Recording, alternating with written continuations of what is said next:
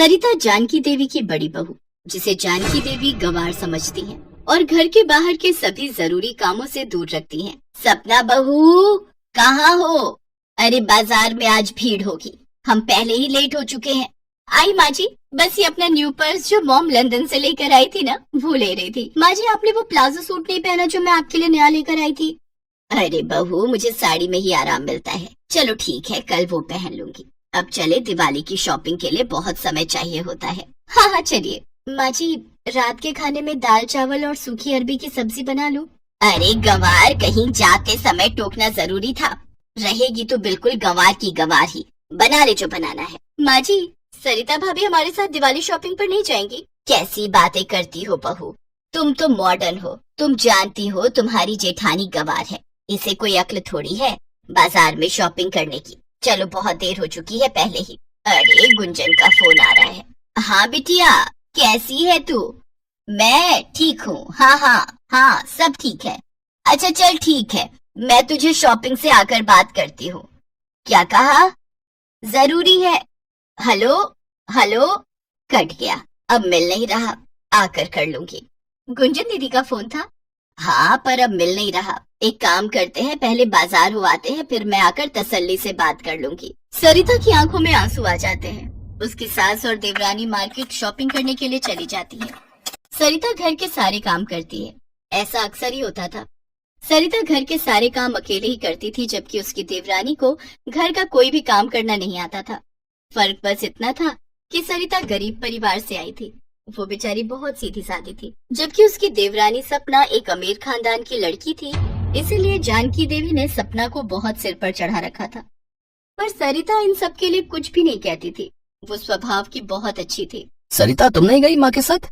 तुम भी चली जाती। नहीं, वो मेरे सिर में बहुत दर्द था, तो मैंने सोचा कि आराम कर लूंगी। फिर घर का काम भी था, इसलिए नहीं गई। आपके लिए और रोटी लाऊं? सरिता, यहाँ बैठो मेरे पास।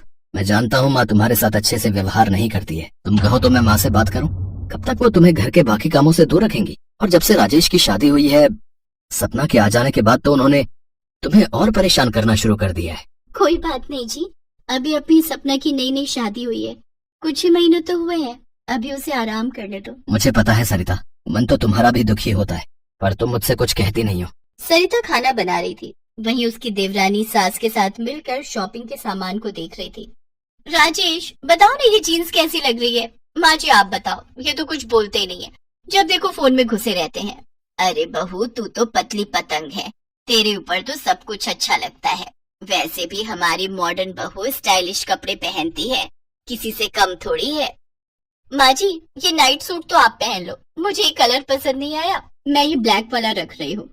अरे बहू, कैसी बातें करती हो, मैं इस उम्र में नाइट सूट थोड़ी पहनूंगी। एक काम करेंगे, कल वापस करके इसकी जगह तुम कोई और रंग का पसंद करके ले आना।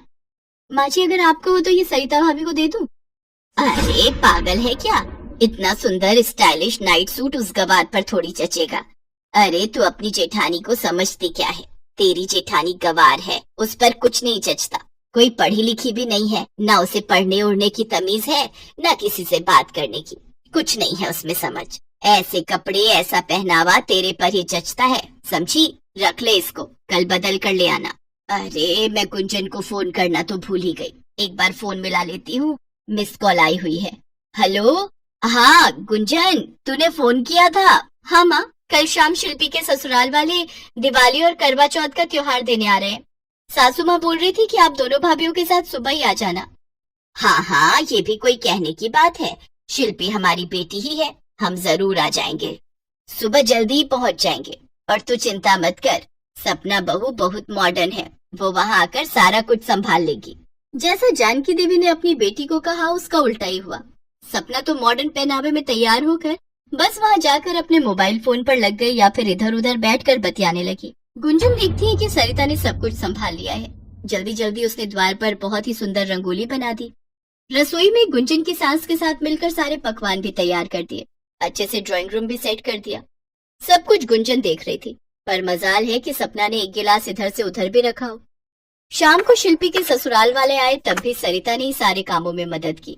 जब वो लोग चले गए, तब गुंजन की सास सरिता के पास आई। सरिता बहू, तुम बहुत ही समझदार और संस्कारी हो, तुम्हें घर गृहस्थी की एक एक चीज का बारीकी से पूरा ज्ञान है। शुक्रिया, तुमने आज सब कुछ बहुत अच्छे से संभाल लिया। हमारे यहाँ तो किसी को रंगोली बनानी आती ही नहीं थी, पर तुमने इतनी सुंदर रंगोली बनाई गुंजन के साथ मिलकर। सभी मेहमानों की खूब खातिरदारी की। अब मैं चाहती हूँ शादी के समय भी तुम हमारे साथ ही रहो। तुम यहाँ रहोगी तो मेरी चिंताएं दूर हो जाएंगी। थैंक यू सरिता भाभी। आशीष बोल रहे थे कि सबको आपकी बनाई रंगोली बहुत सुंदर लगी। सब आपकी बहुत तारीफ कर रहे थे।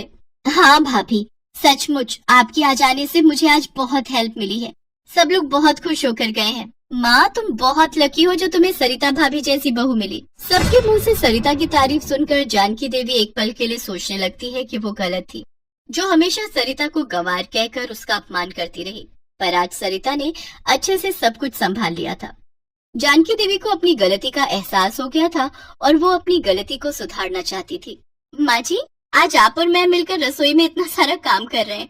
सरिता भाभी कहाँ है? मुझे रसोई में बहुत गर्मी लग रही है। मैं थोड़ी देर जाकर सो जाऊं? आज सरिता और अजय घूमने के लिए गए हैं।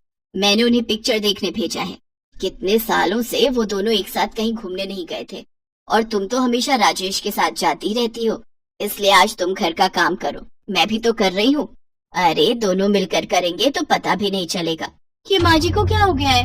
कल तक तो सरिता भाभी को गंवार कहती थी, मेरे आगे पीछे डोलती थी। आज उल्टा ही चल रहा है। अब क्या करूं? इन्हें खुश करने के लिए मुझे काम करना ही पड़ेगा, वरना इनका कोई भरोसा नहीं कि कब मेरे पीछे। क्या हुआ सपना बहू, तुमने कुछ कहा?